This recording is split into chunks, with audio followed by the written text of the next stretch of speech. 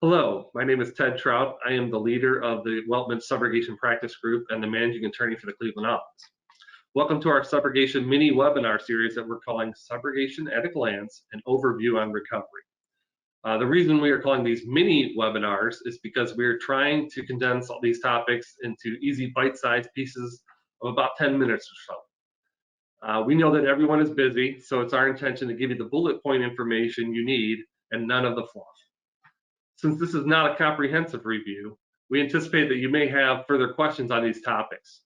Feel free to reach out to me at any time. The first topic we are covering is releases. Obviously, this is important as getting a release can be the last obstacle to clear before getting a claim paid or a claim closed. While the easiest solution is to have a standard release that you use, that's not always possible, as sometimes we know the other carrier insists on using their release. So this presentation is designed to give you the main things to look for when reviewing a release. Okay, so the sort of the big five, I call them, the things: who, what, where, when, and why I look for when I'm reviewing a release, to make this sort of simpler to look at, is just to kind of figure out who are the parties to the release, who's actually signing, who is listed as releasing the claim. That's typically in most releases in the first or second paragraph, and then of course then the signature lines. Then you're going to see what claims are being released. Of course, you want to only release the claim that you've brought, and you don't want to release anything more than that. Third, is the release limited in its scope? Is it pertaining only to the loss that is the subject of the dispute? The most important thing is number 4. Does the release include indemnification language? Obviously, indemnification is an area where you can find yourself exposed to additional payouts, and nobody wants that for sure. And then finally, does the release require confidentiality? As far as confidentiality clauses go, they're typically not too controversial. Most of the time, I will let them through so long as they make common sense and allow for carve-outs that you can obviously disclose the terms of a settlement as need be to people inside your organization, or tax folks, or regulators, or anybody who would have a reason to see the claim information. But unless a client specifically forbids us to agree to a confidentiality clause, as long as it makes sense, that's not going to be anything that's going to hold up my claim. So when we're talking about that first item, who are the parties to the release? Oftentimes you may see the subrogating attorney or their law firm either listed in the body of the release as a releasor or with a signature line. That may not be proper if your subrogation attorney doesn't have a power of attorney to sign releases on your behalf, so that may be something that could cause a little bit of back and forth to get that cleaned up before that release is ready to be signed. Also, the subrogating carrier, that is certainly the proper party to release. And again, if your attorney has a power of attorney to sign releases on your behalf, that's something that can speed up the process. Your insured will be listed on your release, and this is something you have to be careful about. You want to make sure your insured is listed as your subrogee on the release and not necessarily as a separate entity. If the insured is a separate entity and you're representing them for some sort of out-of-pocket claim, or your state requires that the insured be listed as because there's a bodily injury claim, then of course that's going to provide the extra obstacle that you're going to have to get your insured to sign off. Further, you want to make sure that you're not releasing some other claim if you're insured that you're not intending to. So you would end up, getting in hot water and having to owe some money back to your insured. That's certainly not anything you want to do. You want to also make sure that the responsible party is listed.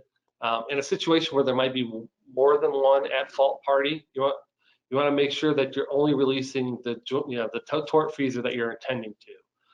Perhaps there's 2 people at fault and you're doing a global settlement. Of course, then at that situation, it would be fine to have them both listed on the release. Oftentimes they'll list their insurance company or their attorney on the release as well. If I want to get really technical about that, I could say, well, those are changed only to the loss that's the carrier necessarily or against their attorney. You need to take those off. But from a practical standpoint, I'm always trying to, of course, you're trying to conclude a claim and get that payment in as quickly as possible. So as long as you're not releasing some other claim that you could potentially pursue in the future, I'm not going to be too picky about an additional responsible party such as the insurance carrier and the attorney. Again, you want to make sure you're releasing only the claim that you intend to release. It should mirror your demand or your complaint. If you're seeking simply property damage, then your release should be limited to property damage. If you're releasing only bodily injury, your release should be limited to bodily injury. And of course, if it's both, then you should have both listed. I always caution folks to be careful of a misleading title. There's possibility just because of cut and paste in the world we live in, somebody can have a title on a release that says a release of all property damage claims, but then when you go through the recitation of which claims are actually being released, they list bodily injury, medical bills, things of that nature, and you don't want that to happen. You don't want that to fool you. So make sure just you don't gloss over that language just because the title might be misleading. Most importantly, you want to make sure that there aren't any open features that you're releasing. We know that typically a property damage claim is going to resolve earlier, and therefore your subrogation balance will be liquidated and known at an earlier time than maybe the bodily injury claim is. So in a situation where perhaps you're settling the property damage first and there's a potential for a bodily injury claim down the line, you want to make sure that the language of the release is limited only to that property damage. And even better, if it can reference the possibility of an open bodily injury claim, that's always even better.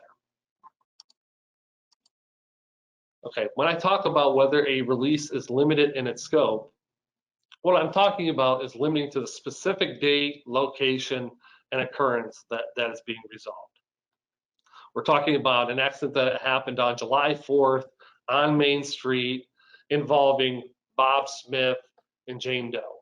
So you want to make sure that the release is tailored strictly to that loss.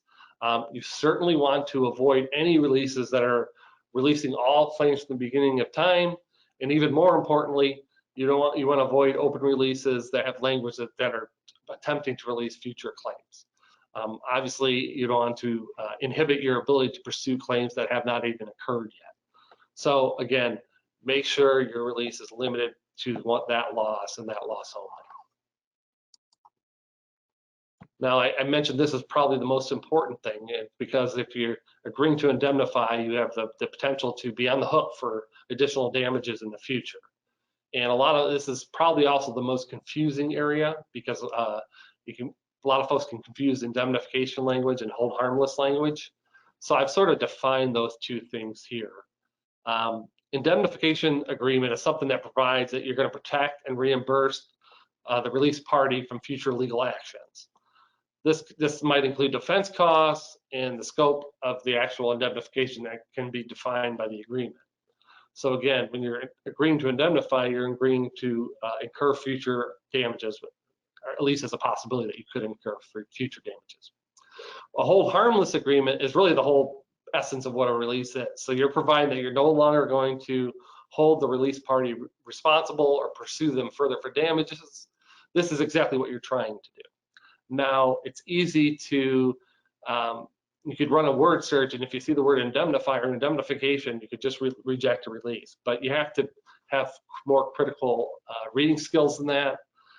If you're only agreeing to indemnify them for the particular claim that you're releasing and you're absolutely positively sure that there's nothing else there, then oftentimes I will approve a very narrowly tailored indemnification clause. What I will not approve as an attorney is a very broad indemnification clause that makes you liable for all potential claims out there from other parties from now until the end of time. So I think, this is also a situation where, you may want to consult an attorney. I happen to know some good subrogation attorneys. So feel free, if you're ever, in a situation where you're not quite sure whether the language makes sense to resolve the claim or not, obviously you can always reach out to us, but it doesn't hurt to run them by an attorney. And that's something that, we provide to all of our clients. That's part of our representation. Well, that's sort of the important headline materials on releases. I want to give a little plug for our next installment of our subrogation miniseries.